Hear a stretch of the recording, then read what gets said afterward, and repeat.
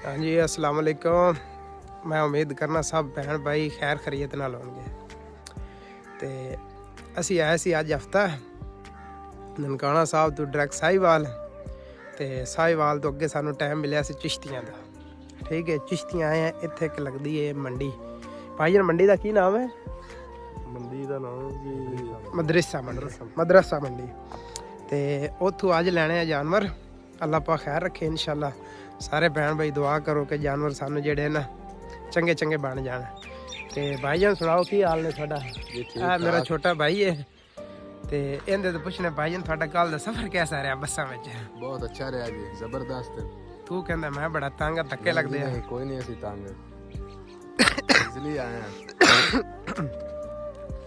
ते इंशाल्लाह अल्लाह खैर रखे। बाकी असी मंडी में जाके ते शुगल मेला फिर लांगे। सारे वीर दुआ में याद रखे जी।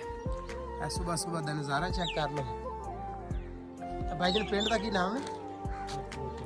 चक तलोका। चीचा वतनी का एक पिंड है चक तलोका। ते इत्थे मेरे रहिंदे सी यार दोस्त बेली मेरे नाल उत्थे यूनान ही हुंदे आ ते उन्हां दे मतलब तलक नाल मैं इत्थे अज पहुंचे और इंशाल्लाह रात दे असीं इत्थे ते भाई होरां साडी बहुत खिदमत कीती है। ठीक है, अल्लाह पाक इन्हां नूं खुश रखे।